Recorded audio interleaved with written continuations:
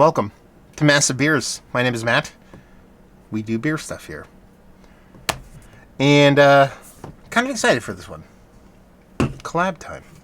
A little bit of New Trail Brewing in collaboration with Other Half. Okay, I can get down with that. I have not actually reviewed... well, I shouldn't say that. I have not purchased a New Trail beer in quite some time. They don't date their cans. And, if you belong to local beer groups in the Pennsylvania area, which is where I was and pretty much am still, they have reasons behind their can dating, their machine broke or something or other, whatever, it's too expensive. Anyway, I don't know. People can date their cans. So I don't buy them, because it's just one of those things where I see them, I want to try them, but I don't want to go on social media, because if someone doesn't date their cans, you got to go on their Instagram, you got to figure out when it was released, and it's just too much of a problem. It's such a simple solution. Everybody does it. So, I was like, okay. It is what it is. When they start dating their cans, I'll buy them again.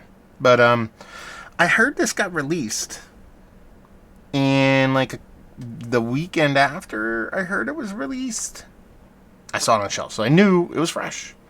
I was like, great. Lo and behold, the can is dated. How is that possible? The machines are broke. But it's worse than a date on a can. The Best By date. Ooh. The only thing worse than a dated can is a Best By date, because it's arbitrary. How good is this? How fresh is this? What is it? 3 months, 2 months, 1 month, half a day, 4 days, 5 years? I don't know. Come on. Best By. The only reason a big boy brewery, which New Trail is, only reason a big boy brewery does not date their cans or does Best By dates is because they're trying to sell beer longer on shelves. That's it. There's no other reason to do it. They have their beer out there. They don't want to put a date on it, so when people go, oh, there's no date. Well, it's probably fresh. And then they buy it, and then they're wrong. And then you do that. So I'm going in this in a little bit of a negative spin, but you can't do that, man. If you want to be a big boy brewery, which New Trail, they do a lot of distro, just come on, man. Just own it. Own it. Everybody else does. All the breweries that you aspire to be do it. Anyway, so we'll see where this sucker lands. So you're talking about New Trail. I've enjoyed their beers quite a bit, even though I haven't had some frequently over the past years, but I've had people send me some in some boxes, some mystery beers, stuff like that.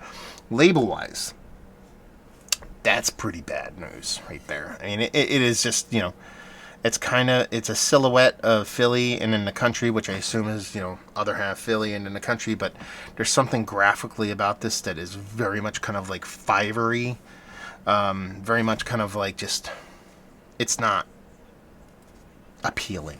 Put it that way. And I'm saying it in total separation from me bitching about date codes and all that stuff. So, 0 for 2.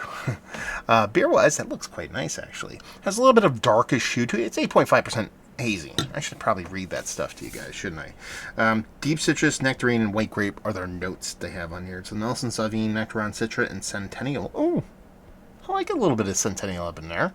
Oats and wheats. Yeah, New Trail Beverage, Williamsport, PA.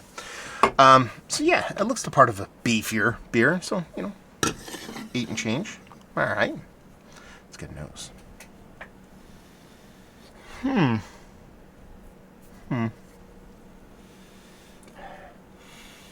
There's a mintiness to this.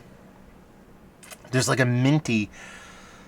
There's something medicinal about it. I just can't quite put my finger on. I mean, you get this kind of bright pineapple-y thing. You get this bright kind of citrusy thing. Tropical fruitiness, sorry.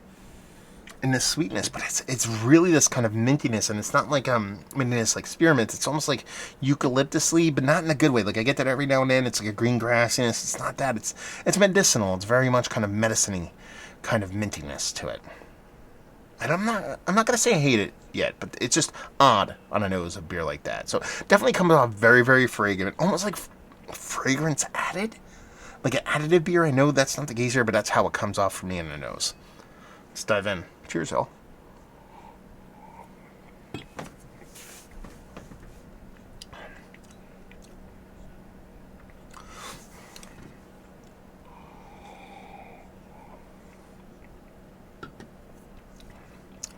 don't know what it's coming from. I'm not hating on it. There's a nice mouthfeel to it, albeit is a little bit of carbonic acid going on. Nothing too crazy or harsh, but when you combine that with a decent Centennial kind of bittering in there, and a bittering general across the hops, I think it's just elevated a little bit too much. It just kind of makes that carbonic a little bit too big, so it comes off a little bit seltzerly for me. But the mouthfeel has been retained, which is usually kind of the opposite with the whole carbonic acid thing.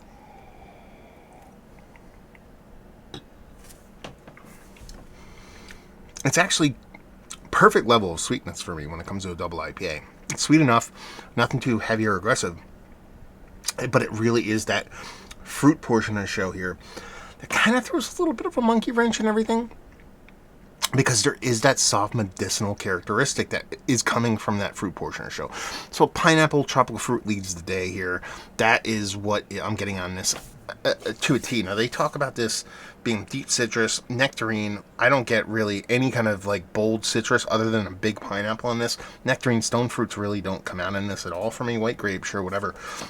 It really is a pineapple tropical fruit thing for me, but there is that soft medicinal, and when I say soft, I mean it's the second or third player in that fruit portion show, but it's big enough to rear its head.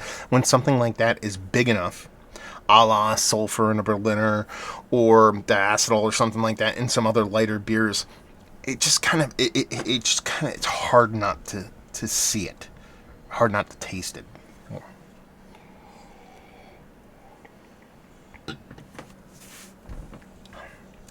Yeah. It's so close to being something super fun. I can get actually where they get that white grape now. The more I drink it, I could see that being a flavor profile you get, but I think it's a combination of a couple different things and being like, what is that? I guess it's kind of a grapiness. Yeah, it's fine. 8.5% double IPAs. Not necessarily where I hang my hat, although when they're done right, I love them to no end. It's just kind of, it has a lot of aggressive flavoring from the hops, from the oats and the malts and all those things that go into beer. Anyway, kooky. It's bold. It's bold, but it's a little bit too herky-jerky, a little bit too kind of, I don't know. There's something about it just this disconnected, and then when you throw that in there, the medicinal thing that I'm talking about, it just kind of makes it a little bit kind of like unfinished or uncohesive. I've talked about that in the past. Probably the best way to explain it is that all the flavors are kind of singular in and of themselves while not being, it's like mixing a bunch of things together and then drinking it as opposed to brewing them together and have them come and combine into one. And that's where this beer kind of lands. Yeah, so not a negative beer. 8.5%. I could see a lot of haze people and a lot of hoppy heads, hop thoughts, and haze bros. I really do dig on this. I think to be like, this is fantastic. It's aggressive. It's giving me, volume, and that's quite nice. But, I've had really nice single and double IPAs from Neutral. I've had amazing single and double IPAs from Other Half. Just feels like, probably the best way to explain it, half of the beer was brewed one place, half of the beer was brewed another, and they dumped it together. That's not how collabs are done, but that would be probably the best analogy I can make to kind of express how it comes off to me. So, yeah, I don't know, man. It sounds like a super negative review, right? Pooping all over dates, pooping all over can art. I'm kind of pooping on the beer. I'm going to drink this and see where it goes. But there you go. I think that's all I got. Neutral, what's your experience? Have you been to the brewery? Hey, how about Other Half? You've been to their 47 breweries? Have you had this beer? Have you had this exact beer and batch? Please, down there, let's talk about it. So there you go. Hopefully you guys enjoyed the review. Hopefully you're enjoying collab goodness right now. Hopefully see you next time. Cheers, y'all.